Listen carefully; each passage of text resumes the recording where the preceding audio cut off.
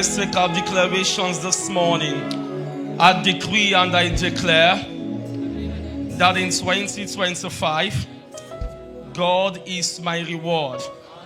I drink from the rivers of God, which is full of water. I do not settle for less. Other men have labored, and I have entered into their labors. I have reaped from where I have bestowed no labor.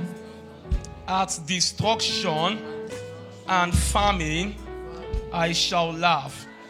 I am strengthened with all might, according to his glorious power, with patience and joy. I walk worthy of the Lord, unto all pleasing. I am fruitful in every good work. Ideas flow to me. The supernatural is my natural. The profits of the earth is for all. I have my share in it. I am emboldened by the Spirit always. I have eyes that see. I have ears that hear. I increase in the knowledge of God. I stand perfect and complete in all the will of God. I am filled with the knowledge of his will, in all wisdom and spiritual understanding. The Lord has given me peace always and by all means. My safety is of the Lord. My family, loved ones, investments are all insured in the blood of Jesus.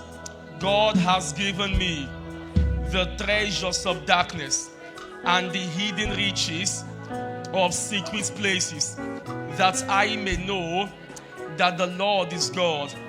This year, he loads me daily with benefits.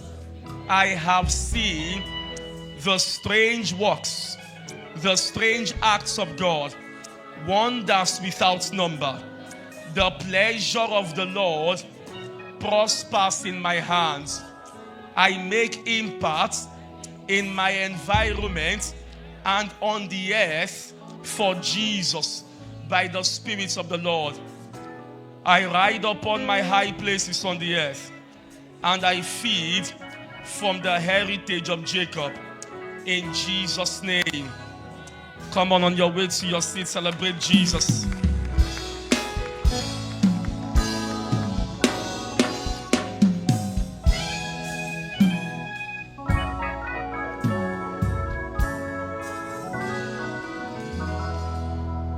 Help me celebrate Amplified.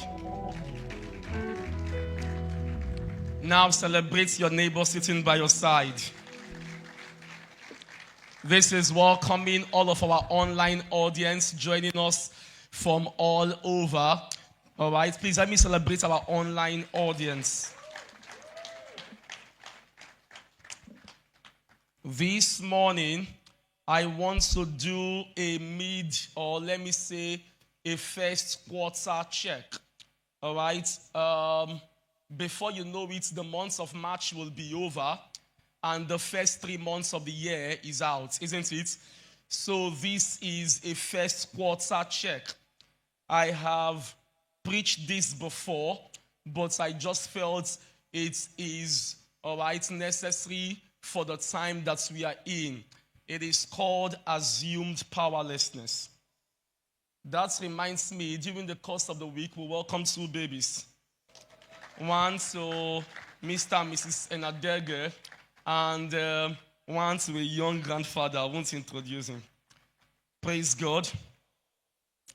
So, assumed powerlessness is when you are waiting for something on the outside to give you some advantage. And I call it assumed because it's an assumption. When you feel or think deep down that you need something or someone outside of your own self for you to move on. Assumed powerlessness is when you surrender your progress in life to external factors. Whenever you look within, you get stronger. But when you think or feel or act like without something or someone on the outside, I cannot go from point A to point B, that is when you lose your power. And I'm saying this because, I don't want you to get to the end of the year and now feel like God cheated you. You get to December and it looks like what happened to all the prophecies that we were told, all of the promises. The year is ticking out. God has made you powerful. The funny thing is that Satan knows that you are powerful. Even God has made you powerful. But only you might not know how much God has invested in you. And God told me that the people that will change Edo State are in this congregation. So what I am doing is trying to bring to your consciousness back again that within you is the capacity to live from the point where you are to the point where you should be. Life is a serious business. Stop waiting for perfect conditions. I have said before that nobody will ever be 100% ready for what God wants to do through them, with them, and in them. You just have to tap into the intelligence of God and learn the education of the road as you move on. And the truth is that when I look into the congregation I pastor, there are a lot of smart young people, very smart young people. Just that you have smart ideas, but you might not necessarily be working smart on your smart ideas. You have smart ideas, but you might not necessarily be presenting your smart ideas smartly. And so I have thoughts about this because I've been praying for you. And when I look at several people in the pew, I have identified factors that I believe is what is making people to remain powerless. Are you following what I'm saying? Everybody wants to make progress in the year, but not everybody is willing to do what they need to do to make progress. Any gospel that places not just necessarily what you like to do. There are many things you like to do that will not get you to where you are going. There are many things you like to do that is impeding your progress. And people must know this in life. Life is a serious business. Life is a warfare. It's not a fun fair. You don't make progress in life just by doing what you feel like doing. You don't make progress in life by doing what you like to do. You make progress in life by doing what you need to do. You don't succeed in marriage by marrying who you like. It's by marrying who you need to marry. And people are entertaining their emotions, entertaining their pleasures at the expense of destiny. And so I think that if you look at the 6 factors I would outline for you, then you can go back today and do a first quarter check. When I'm done, some of you might even need to go and open your office on a Sunday like today. Because, the other day I preached about the seasons of life, the time of life. And I told you how that Jesus is always passing by. Life is not waiting for you. And last week, Reverend Jindu White followed up on that, and all of the messages have been in sync. So the point is, are you in sync? Beginning of the year, we fasted. Does God answer prayers? We have been making confessions. we have done some spiritual exercises.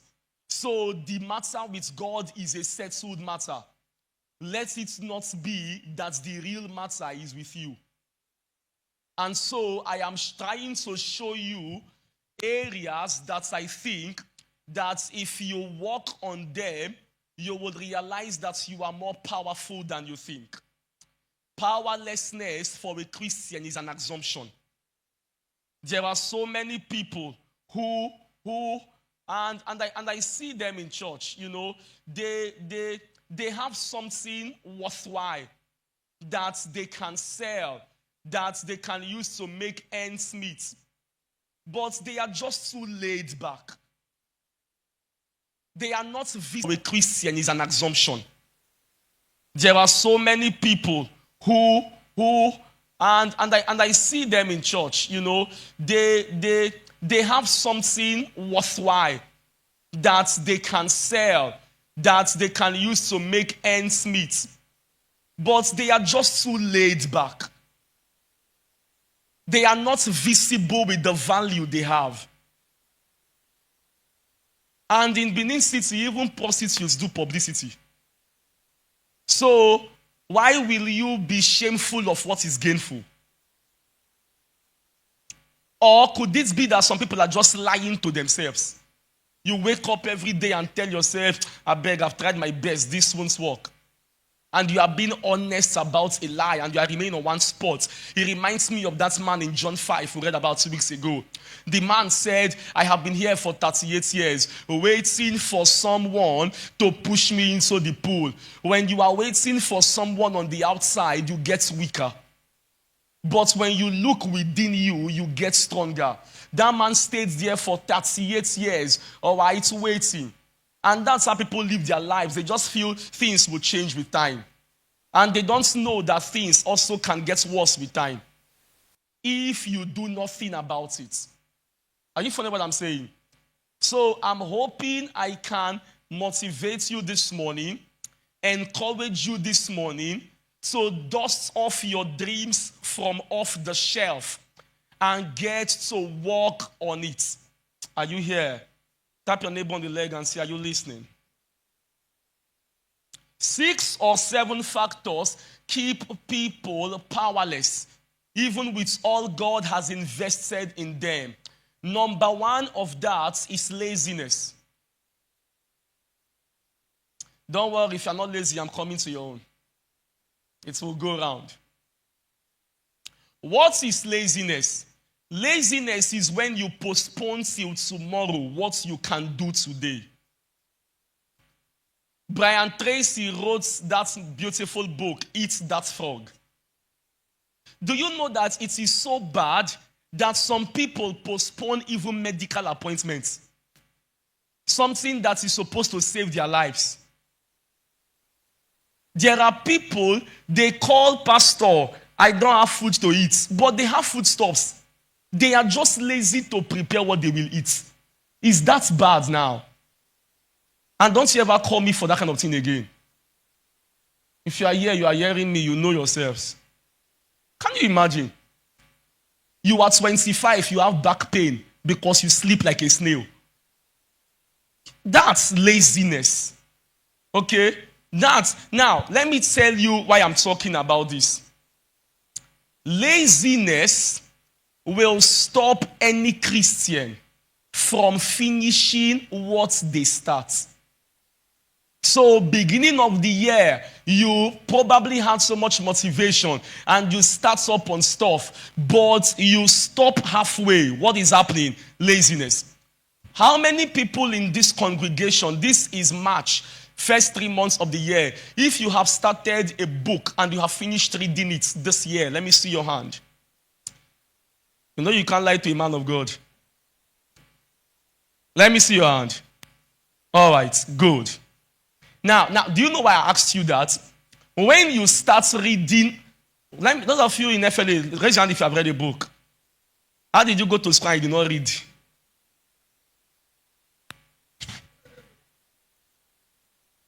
Okay, you didn't finish. You know why I asked you that? If you start reading a book, for example, and you don't finish reading the book, you are teaching yourself how not to finish projects when you start. You understand? And see, the worst form of laziness is mental laziness. Some people are just so lazy to think on paper.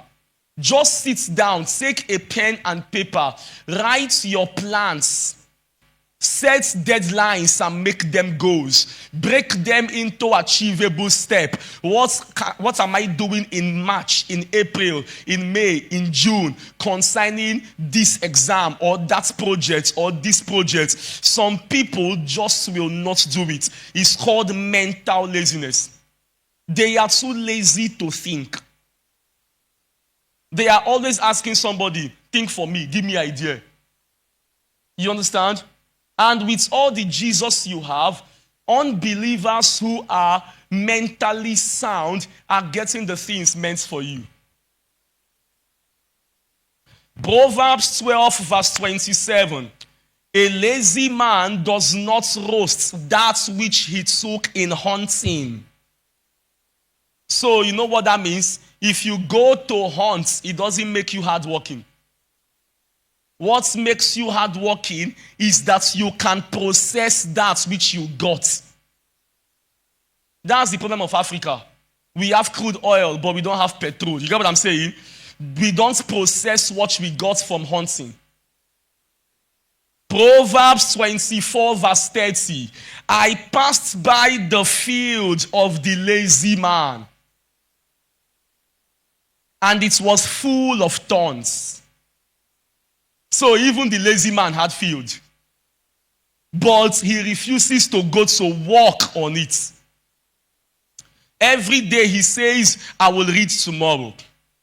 The exam is in May. I will start reading from April.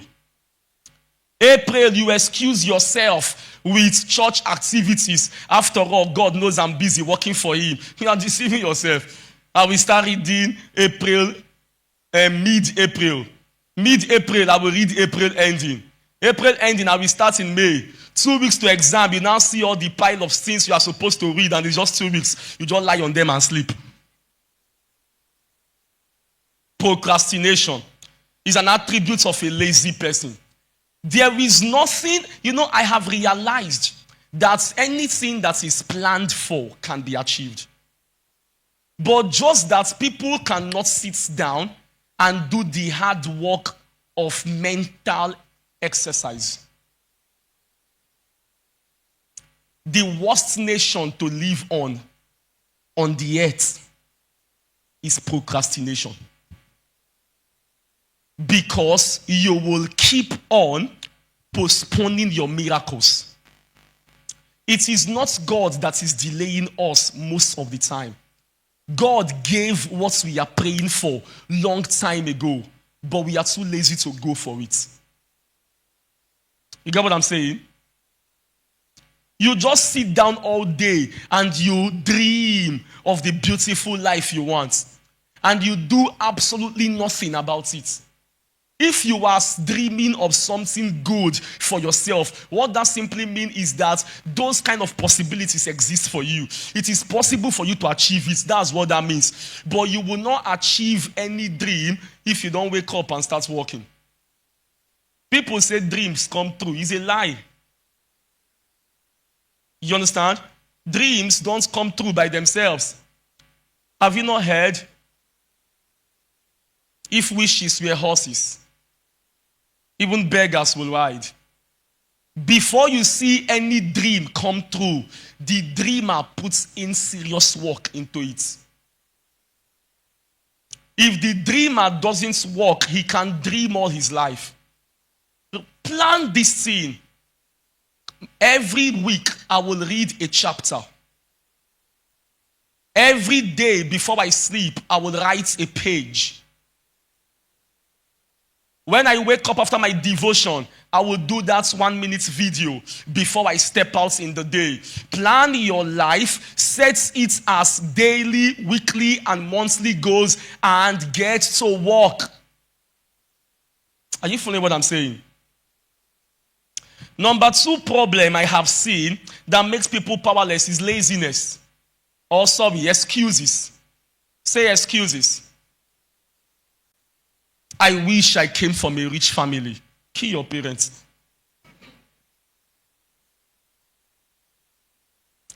I wish I have a little more money.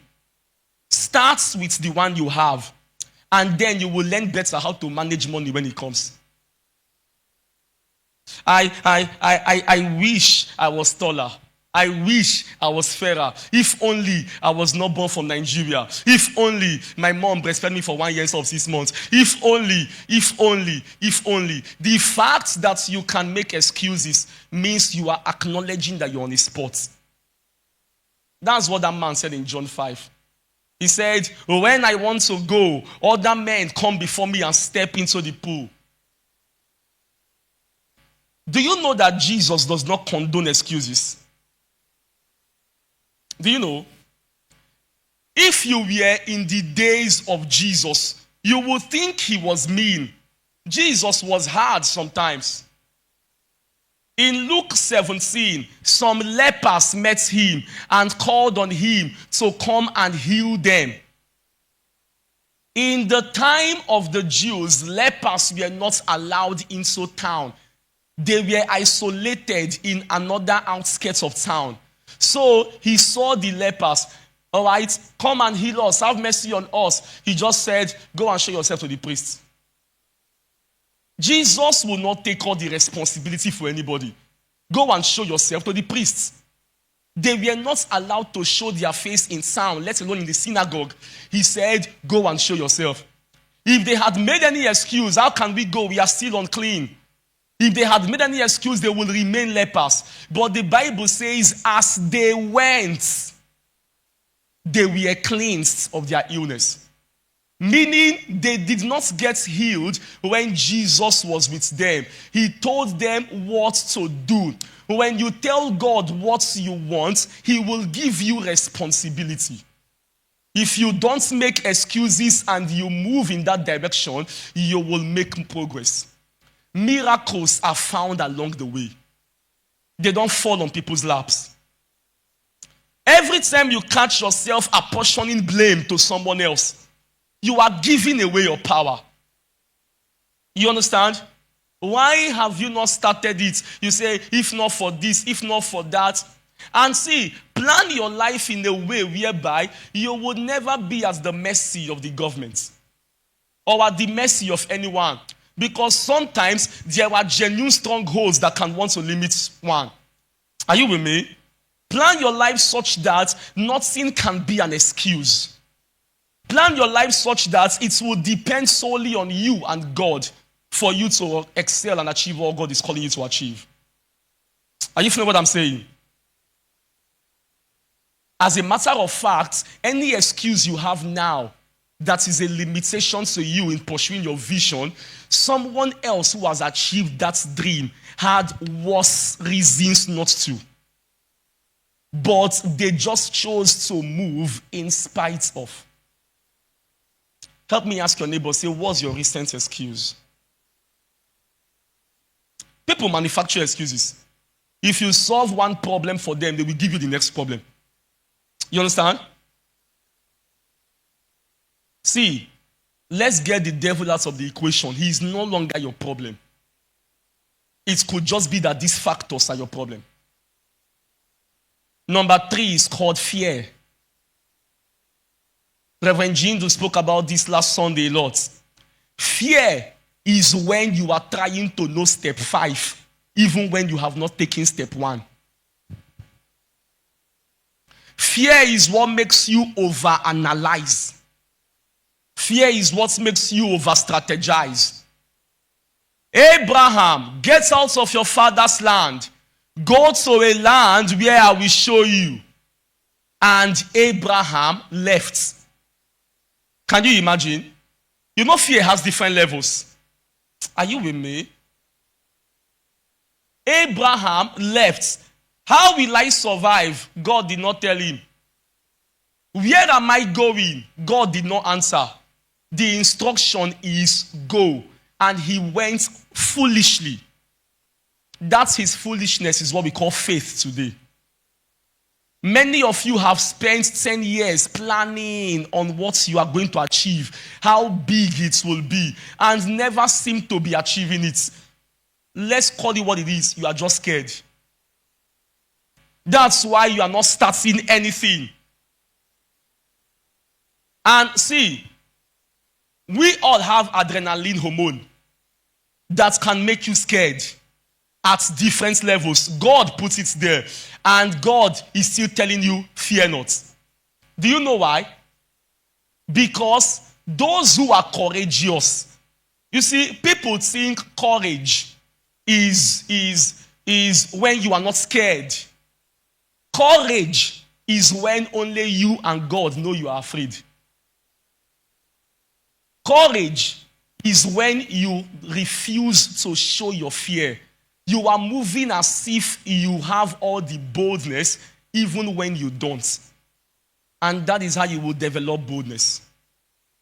Are you with me? Some of you, they call you to do some things because it is new to you and you are going to do it for the first time. You just say, no, I can't.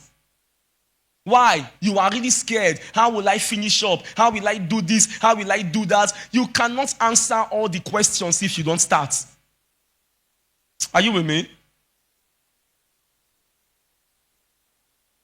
If we sample around this auditorium, you would see that a lot of children of God are really scared. That's why they will better stay in their comfort zone. It's called fear of the unknown. And God expects you to just trust him that he will catch you when you fall. You see, if you try to know the future, you don't believe in God. Because faith is, I believe in the one who holds the future. I don't have to know what the next 5 years is when he says move. Are you there? But I believe that when I get there, he will open the next chapter and the next chapter.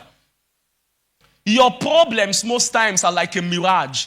Have you ever been driving before and you look in the distance and see like water on the road? When you get there, you realize it does not exist. But you can remain where you are, wondering how you will pass by there. But yours is to approach. You have a vision to start a bank. That's a good dream. Okay? Break it down to the barest minimum. Start with what you have. I want to own a bank in the future. I don't have any money. I don't have nothing. So what am I going to do? I will take my bag, get a pen, get a paper, go to the market and meet market women and start what they call daily contribution. That's a local bank starting. Your capital will start building. You see, people say you need money to start. Actually, you need money when you have started. You can start without money. Then money can expand. Are you with me? But people they tell themselves, I don't have all this money to start the way I want it. No. Start with what you have. Start with what you have, where you are. But when you keep trying to analyze it, you will analyze so much and remain in one spot. It is called the paralysis of analysis. And that's the problem of so many people. And then every year, it seems like you are repeating the same cycle. You said you will do this last year. You said you will do it last 2 years. You said you will do it last 3 years. You said you will do it last 4 years. Why have you not done it? Let's call it what it is. You are just scared. You've been saying you will get married, for example. What do you need to be married?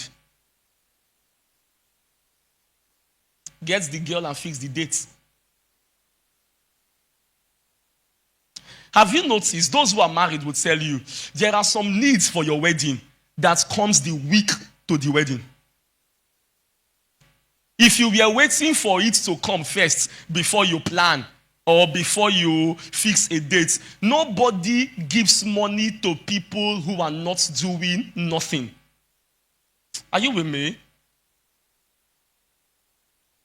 You know why I'm saying this? So that let pastors not sound like just relax. As long as we have said it, heavens will open and your miracle will fall from the sky. It doesn't work that way. Are you with me? Some years ago, many people were owing me that day. I just finished praying and went to meet my debtors, and they all paid me that day. So I now thought about it. If I had finished praying and I did not go to meet them, I would have said or thought the prayer did not work. Are you seeing? But when I was done with the spiritual part, I had to take responsibility for the physical. Are you there? Why have you not called that person you know can give you a heads up or invest in your business? Why have you not sent the text or knock on the door of their office or write the proposal? You are just scared. And what's the worst thing that can happen? Leave my office. Are you with me? But what if you stumble into gold? When you get older, you will regret more the things that you never did because you were scared. You will prefer you tried and you failed. Are you with me? Do it afraid. You don't need to know totally how. Just do it. How will I? Imagine Abraham saying, where will I stay when I'm going to land? I will show you. God did not tell him, just go. You can sleep on the road. If God tells you relocate to Lagos and you are in Benin, I don't have anybody in Lagos, just go first. Where will I stay? Just go. That's how God talks. And when you get there, you will see that things will work out for you. Are you with me? Number 4 is total dependence on people. Total dependence on people. When you depend so much on people, God did not call us to depend on someone else. I hope you know. Are you here? God called us for interdependence, not dependence. The only person we are supposed to depend on is who? Talk to me. God. Are you with me? Total dependence on people is when you are looking for a human being to answer all the questions of your life for you. Even the human being is limited. You know, someone told me, Pastor, I love 2 girls. Who should I marry? If you ask me.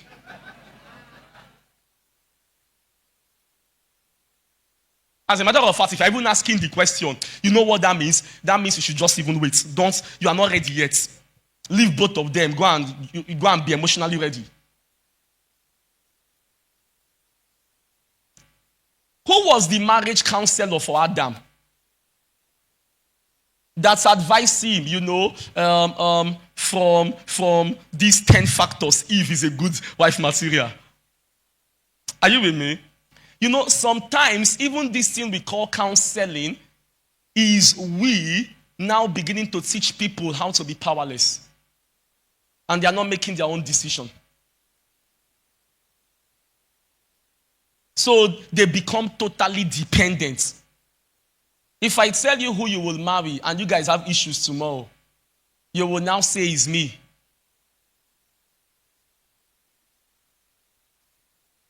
One of the problems with our continent is that we are totally dependent. And it was not like that before. We are totally dependent on the Western communities.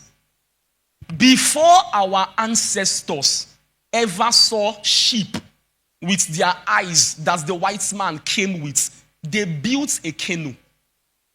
How did they know Archimedes' principle of flotation? Before they ever knew that there was something called refrigerator existing, they used clay pots, put it in a hole, and it cooled the water. How did they know that the lower part of soil is a good conductor that can actually reduce temperature? Because they didn't know white men existed. So they did everything for themselves the way they could. Are you with me? But now, we know that, okay, there are better opportunities with some people. And so we depend on them for everything. Do you know even education began in Africa? In Egypt, world oldest universities are there.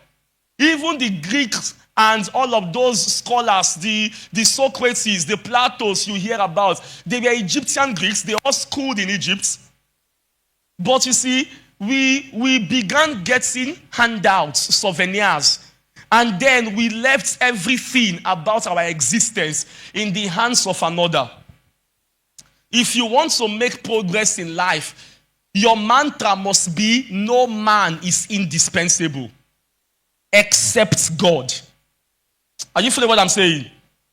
If a human being even makes you a promise and you have any wisdom at all, don't totally depend on them. When someone makes you a promise, the person is just showing you that they have goodwill towards you. Are you with me? I remember last year, was it last year or so, or last 2 years, I told somebody that during your wedding, I will give you 1 million. And during his wedding, I didn't have. I gave him 500,000 and a shoe and a suit. Now, and I forgave myself quickly and moved on. Imagine they told you I will sponsor your wedding. You even wrote budget for honeymoon. And you don't have a dime. And you are waiting on the promise of a man. Are you with me? Some of you are in school. They share job opportunities on the WhatsApp group. You have never Googled any because your uncle promised you will work in his company. What if the company is over before you graduate?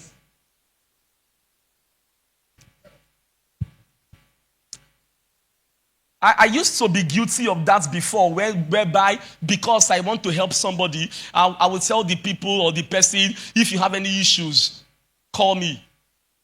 As you are going, whatever, just let me know. I don't do that anymore. If I do the little for you I can do, I will tell you, if you encounter any problem along the way, please don't call me. If there is any issue, solve it. Because if I keep solving it for you, I become more and more powerful.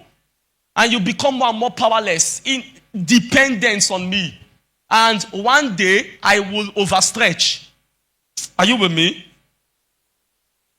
Is interdependence, not dependence. And that's why sometimes when you become an adult, you must realize that nobody owes you anything. Even your parents, if they give you money, appreciate them. They don't have to. Nobody owes you anything.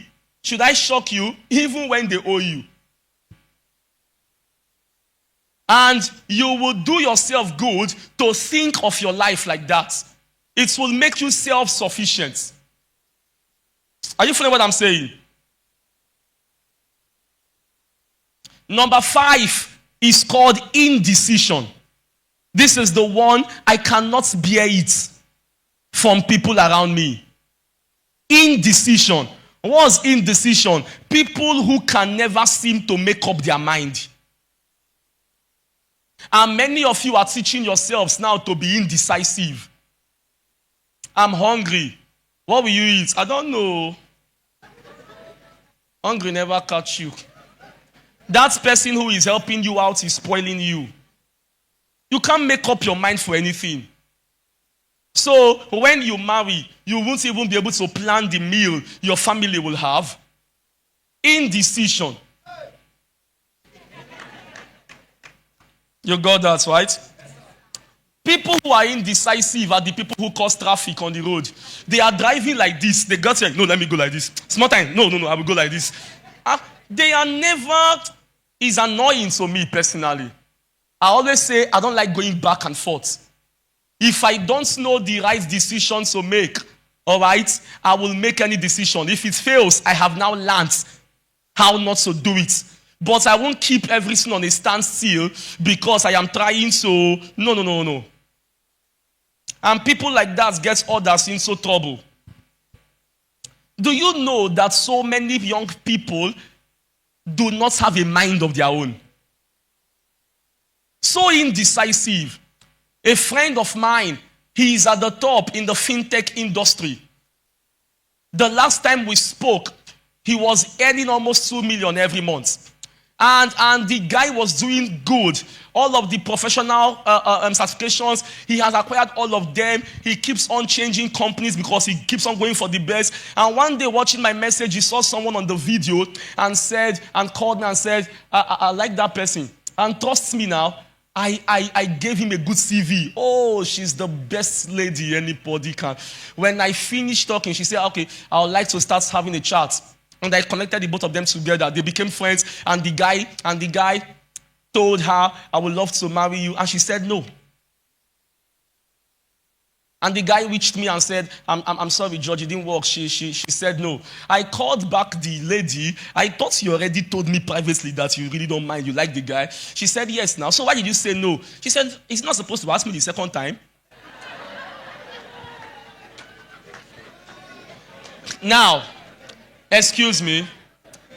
How did she know that they are supposed to ask you twice? She is trying to learn from other people because she does not have a mind of her own. At that point, I even felt like she was not fit enough for my friend who was at that level.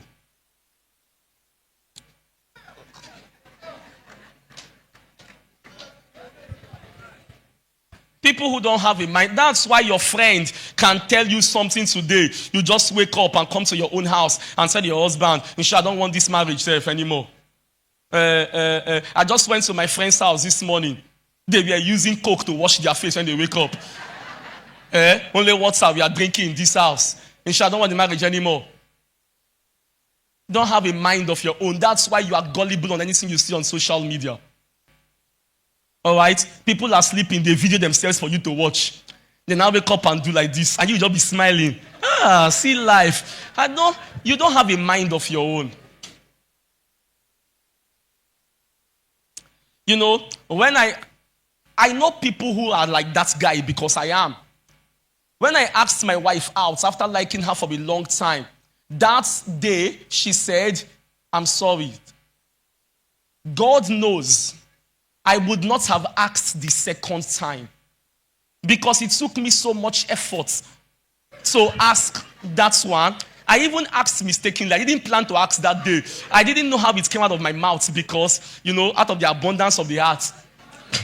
And she said no. So when I was leaving, I was asking myself, what have I done? I felt I just made a mistake. I would not have asked again. The only good thing she did right was that evening she called me. Hope I did not offend you. It was not about you. It's about me. From that time, are you seeing wisdom? If only I knew she likes me that much. Okay? I would just have called her one day and say, Afa, are you ready to marry? Meet me on Saturday. Okay? I don't have time for all those dating things. If I knew, from that moment, she was the one doing all the calls. And so I could see that she was now opening up. Are you seeing? When you want something, even when you say no, don't just close the door. Leave a little opening. You understand? But because you don't have a mind of your own, you just say no and walk away. You don't know that the people who say no, as they are saying no, they are looking at the guy. Using electromagnetic induction, eye-to-eye contact, to tell him, I don't mean it.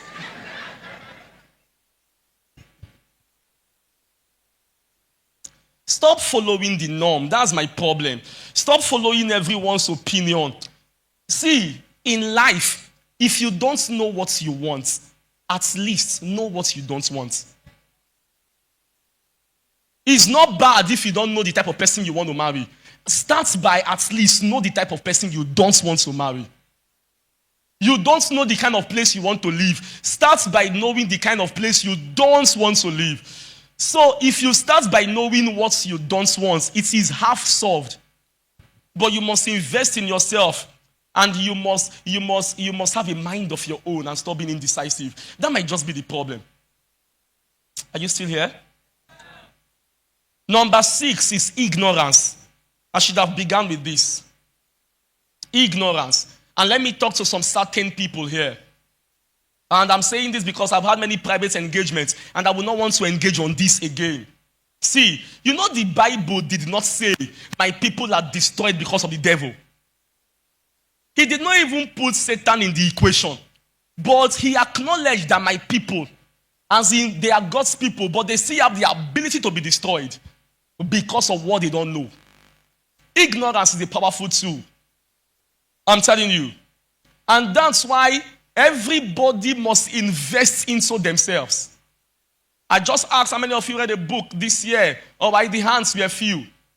Meaning, okay, let me use the same marriage as example. You want to get married. Who are your mentors in marriage? Who are your ideal couple? Are you reading their books? Are you following whatever they teach or say? Are you with me? What are you investing into yourself? Ignorance is why some people have made some really wrong decisions. There are some people who have dropped out of school because someone educated them wrongly on the fact that they have been called into ministry. And when I look at my Bible, Jesus himself didn't call anybody who was not busy. Paul was on a mission doing his work and had an encounter with God. Peter was an active fisherman. God comes to distract you when you are busy pursuing your own mission.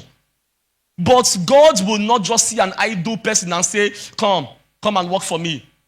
Because it's common in Ekema Road, Benin City, they fail jam and start churches. And you will just know when you see their programs. I'm not a knife but a wife. Foolishness. Okay? Show me Exodus 1 verse 18. Let me show you something. Lest you say I preach one full message, I didn't read Bible.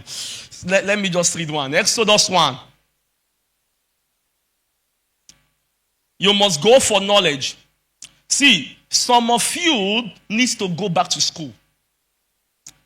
I know married women who have degrees, who have engaged me that they would like to go back to school and study this one. So, let's alone you.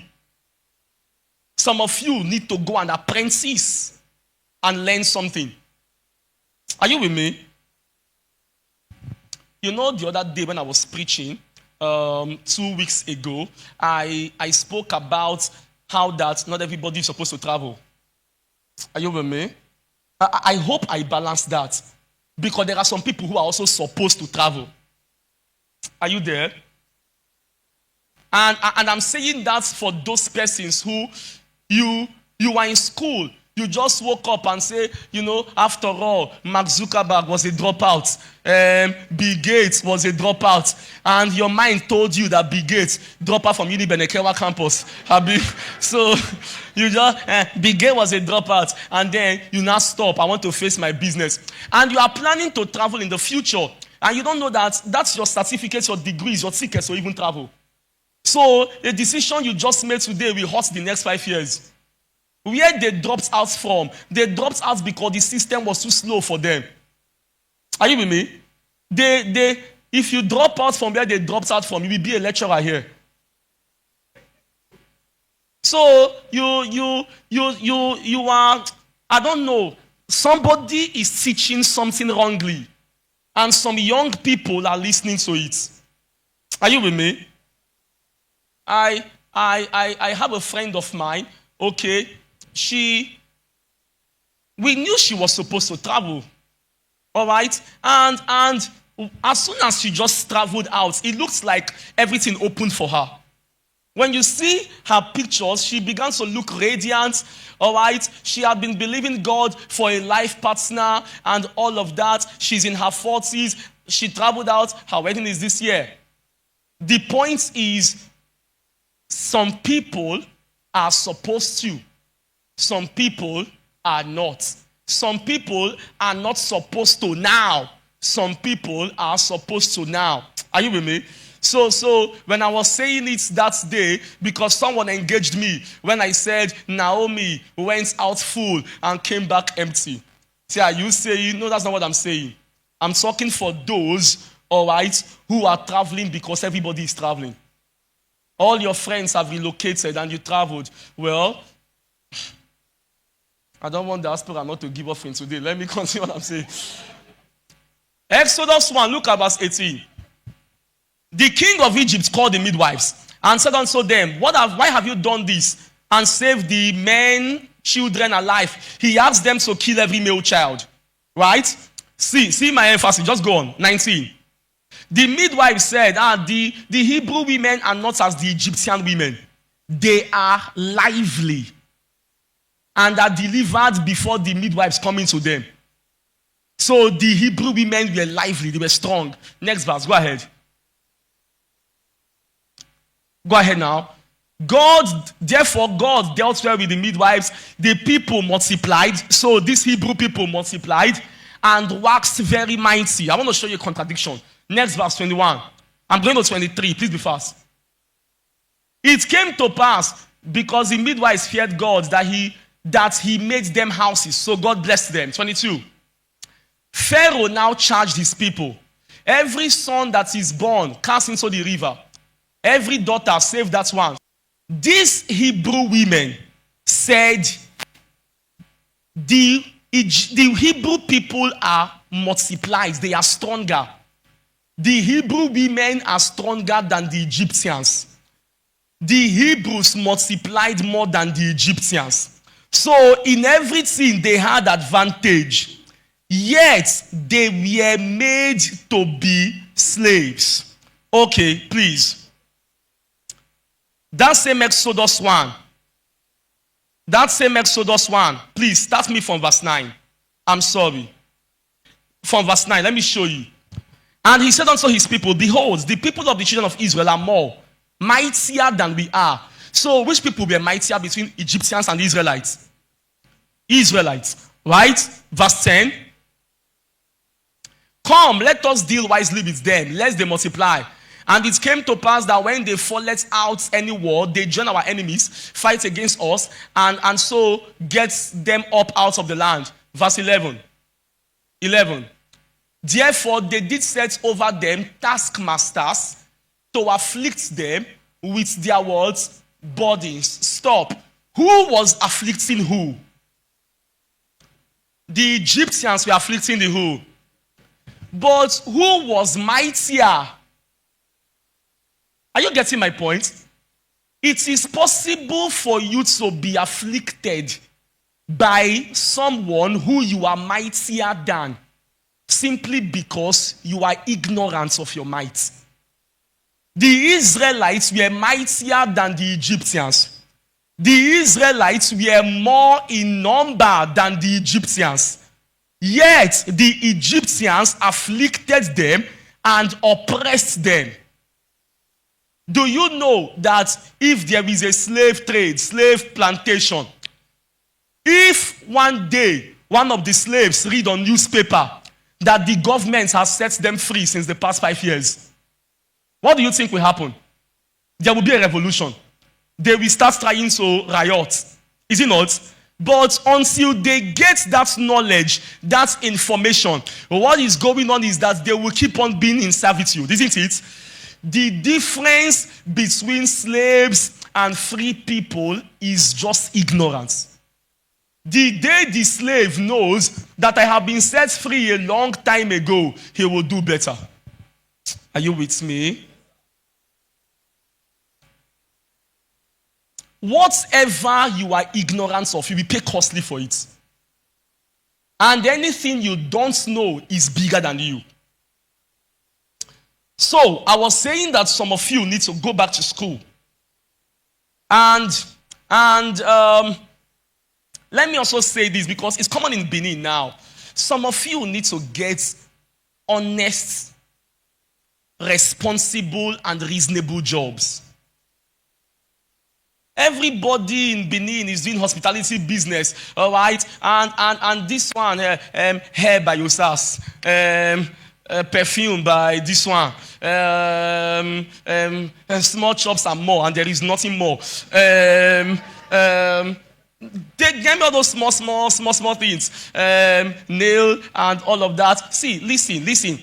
I'm talking to you as your pastor. Are you with me? You are not an entrepreneur. You are self-employed. You are self-employed because if you are not there, the business will not produce. So think of when you will not be able to work. How will you survive? If you are doing, let's say you fix nails for people, that is good for now, but can that pay you pension and gratuity? When you cannot, when you are elderly, that's how to plan life. Because, see, let me make these things right. It is not everybody that should start their own business. Your job is someone else's business. And you can be employed and be very successful. There are so many employees that will be better, always better, than some people who have their own business. Because it's not really business, you are just busy. It can be taking care of you now that you are single.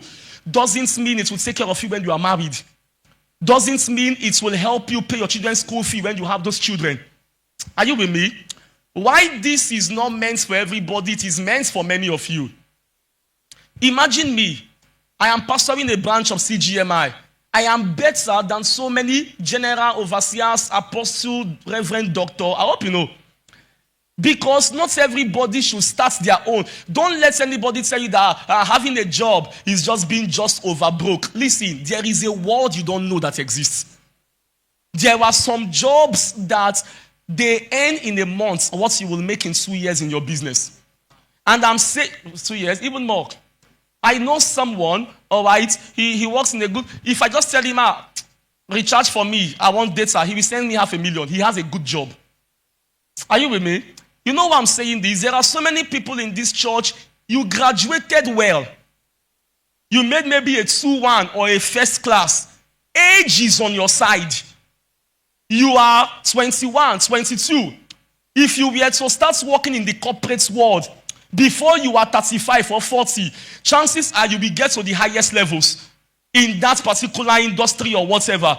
But even your youth service, you have refused to go. You are busy, all right, making nails, baking cake, doing hair, and all of those things.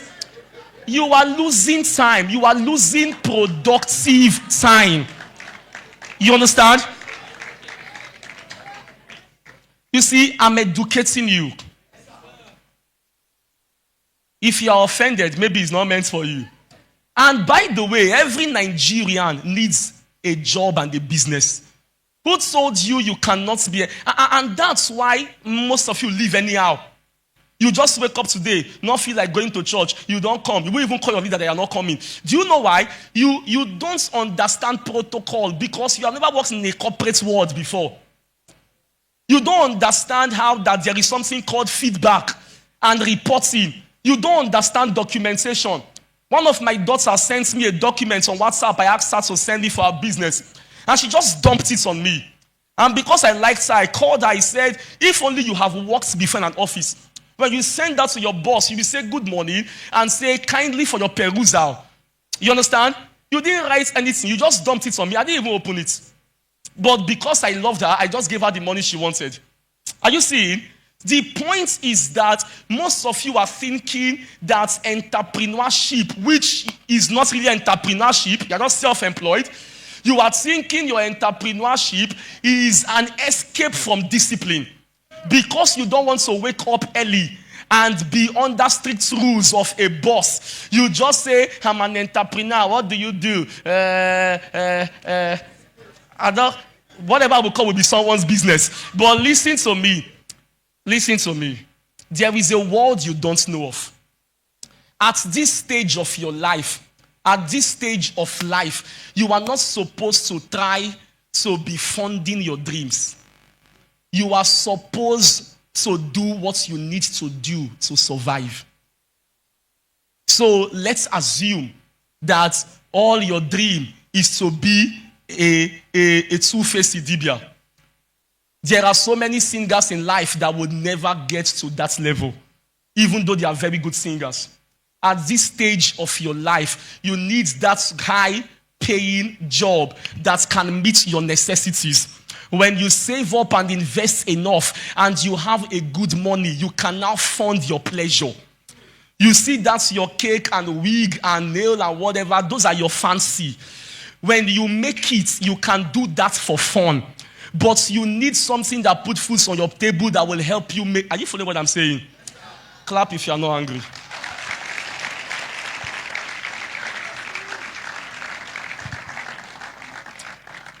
I'm saying my own, I'm a pastor. Because that's why many of you don't pay tithes. You don't even know what your 10% is. Because you don't know your profits. No, it's not like you are a bad person, but when they say pay tithes, on Monday you made 1.5. On Tuesday you made 1K. Wednesday, Thursday, nothing show. Friday, somebody was COing you. Saturday, they not give you 500. How will you know what your tithe is? You can't plan life on that. You are safest that every 28 days, whether the business works or not, somebody is paying you. You understand? And then in the evenings or in the weekend, you can give attention to your fancy. This thing I'm saying, many of you need it. Now, why have you not gone for your youth service? All right. He says, church needs me. General overseer. Okay. Listen. I've talked too much. Okay. Praise God. There are things, and listen, when you walk in some places, you will do your business better. Because you will learn a lot of things. You need it. You know why I'm saying this, Reverend Jindo? There is hardly any week Pastor Kowe does not drop job, whatever, on the workforce group. Anyone I have privileged information, I send to him to drop. There are, and I just feel like people are not taking advantage of it. We are giving jobs to people who are non-church members.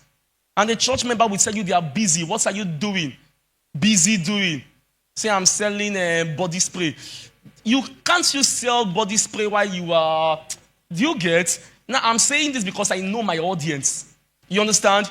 You need to rethink it again. Whosoever told you entrepreneurship is the way out. Listen. You can be an employed entrepreneur. You understand? Don't talk my own.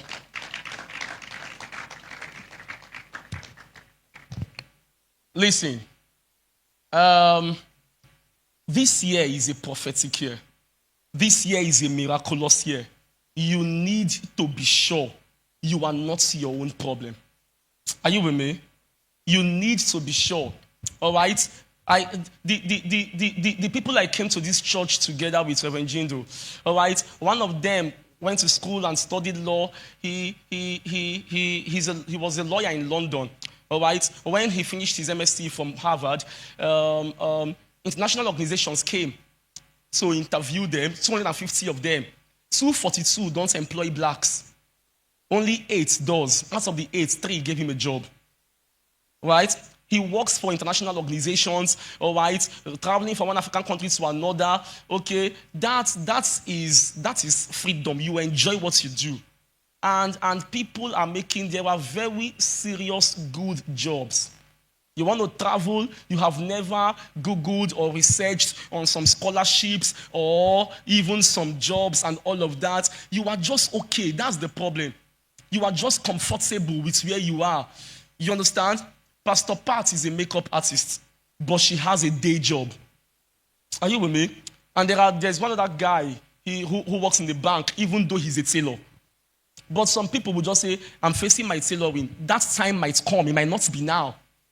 Are you with me? But for now, give it. See, you don't have to like your job. Just make the money and sow good seeds. Amen? Are you with me? That's what you need when you are young, because you have the energy. When you start growing older, you can resign and then give attention to your fancy. Are you following what I'm saying? With this few points of mine.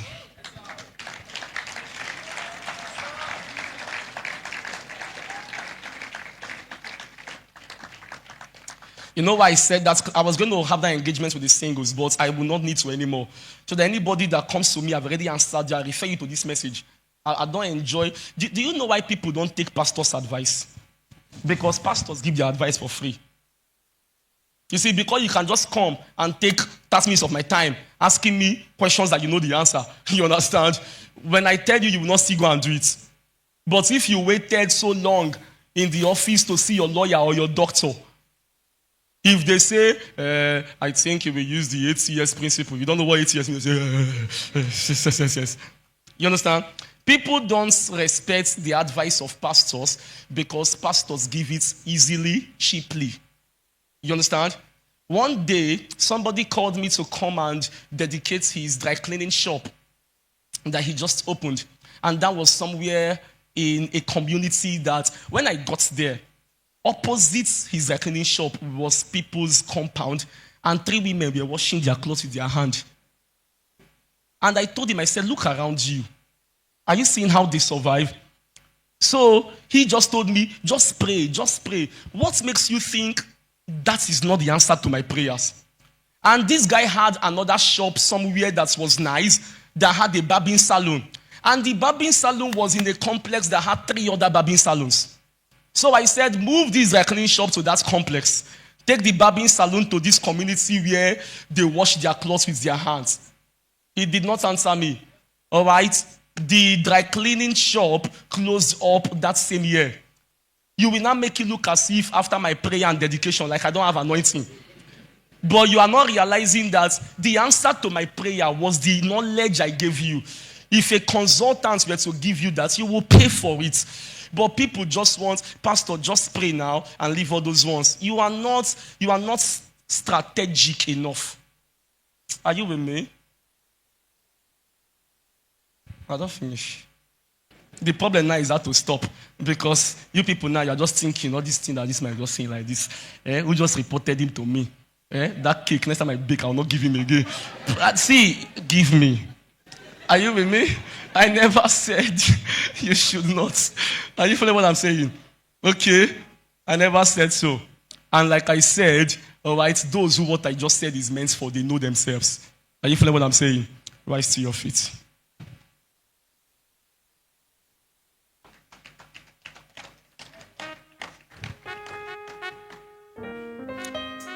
So it's supposed to be 7. I gave you 6. I'll leave the last one for next time. So I don't cost you. It's too much for one Sunday. Okay? It's too much for one Sunday. Come up now. You don't want to sing again? Come up. Praise God. So, this morning, let's just take,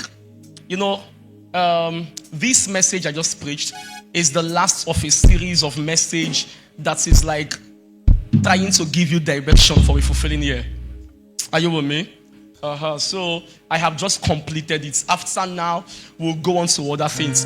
Aren't you glad that you are in a church that would not just give you spiritual services, but also give you mental services and also meet your knowledge needs? Man is spirit, soul, and body. When you came to church today, you didn't say my spirits go to church, my soul remain at home. You understand? A real good church must nourish your spirit, nourish your soul, and even nourish your body.